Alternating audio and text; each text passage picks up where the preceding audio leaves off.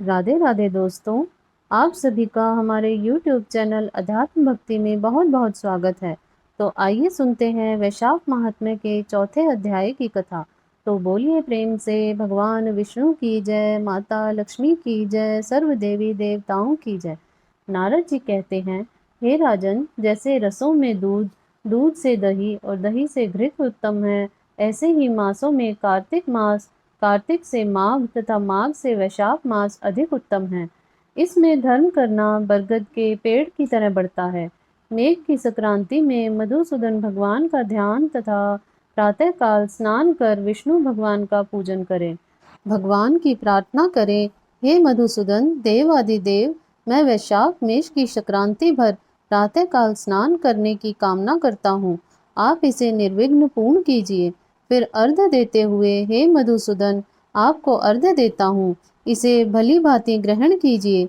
गंगा आदि नदी, तीर्थ, सब जलाशय मेरे दिए हुए अर्घ्य को प्रसन्नता से ग्रहण करो और मुझ पर प्रसन्न होकर यथोचित फल दीजिए। फिर वस्त्र पहनकर आहनिक कर्मों को करें। फूलों से भगवान का पूजन करें। विष्णु भगवान की वैशाख मास संबंधी कथा सुनने से वह कोटि कोटि के जन्मों के संचित पापों से छूटकर मोक्ष पाता है। वह मनुष्य, पृथ्वी, स्वर्ग और पाताल कहीं भी दुख नहीं भोगता। वैशाख मास में जो तेल मलना, दिन में सोना, कांसे के बर्तन में भोजन करना, खाट पर सोना, घर में स्नान, निषीध भोजन, दोबारा भोजन करना, रात्रि काल में भोजन करता है और उत्तम उत्तम कथा नहीं सुनता है, न किसी तीर्थ में जाकर स्नान करता है और न दान देता है, वह नरक में जाता है और चंडाल योनि को प्राप्त होता है।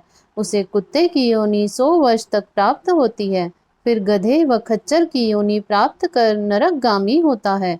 1000 ब्राह्मणों की हत्या का पाप किसी तरह दूर हो जाता है, परंतु वैशाख मास में स्नान आदि न करने से उसका पाप कभी दूर नहीं होता।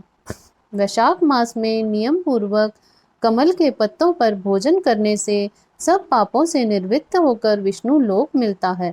वैशाख मास में दोपहर के समय मार्ग चलकर अपने घर पर आए हुए थके हुए ब्राह्मणों को सुंदर आसन देकर जो उनके चरणों को दबाता है और चरणोदक को अपने मस्तक पर छिड़कता है, उसके सब बंधन कट जाते हैं।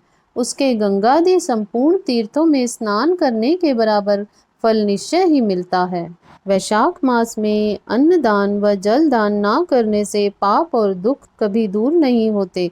प्रातःकाल सूर्य उदय होने पर सागर से मिलने वाली सप्त गंगा, जानवी, वृद्ध गंगा, कालिंदी, सरस्वती, कावेरी, नर्मदा और वेणी में स्नान करके विष्णु भगवान में मन लगाने से 7 जन्म के संचित पाप शीघ्र नष्ट हो जाते हैं। जो कोई धन संपन्न हो अथवा दरिद्री या पराधीन हो, उसे जो वस्तु मिल जाए वह ब्राह्मण को दान देना उचित है।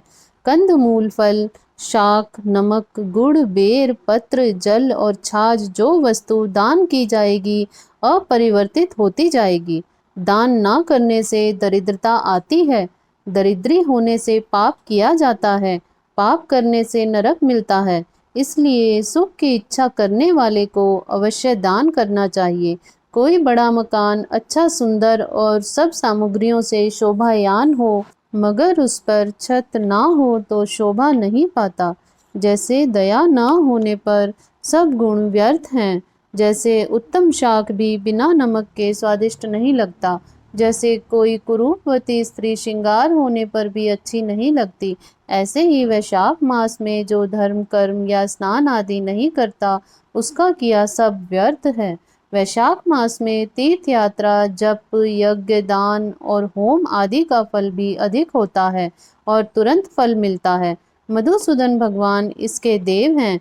जिसने किसी प्रकार भी वैशाख मास में मधुसूदन भगवान की पूजा नहीं की, वह मूढ़ बुद्धि सूकर की योनि पाता है। जो तुलसी दल से वैशाख मास में मधुसूदन भगवान की पूजा करता है, वह सार्वभौम राजा हो कोटि जन्म तक अनेक सुख भोगता है और फिर अपने करोड़ कुलों को लेकर विष्णु की सायुज्य मुक्ति पाता है। इस प्रकार से स्कंद पुराणीय वैशाख महात्म्य में नारद एवं अम्बरीश के संवाद में वैशाख धर्म प्रशंसा नामक चौथा अध्याय पूर्ण हुआ। तो बोलिए प्रेम से विष्णु भगवान की जय, माता लक्ष्मी की जय, सर्व देवी देवताओं की जय। इस प्रकार आगे के अध्यायों को सुनने के लिए आप हमारे चैनल अध्यात्म भक्ति को सब्सक्राइब कर लें और वीडियो को लाइक और शेयर ज़रूर करें। धन्यवाद।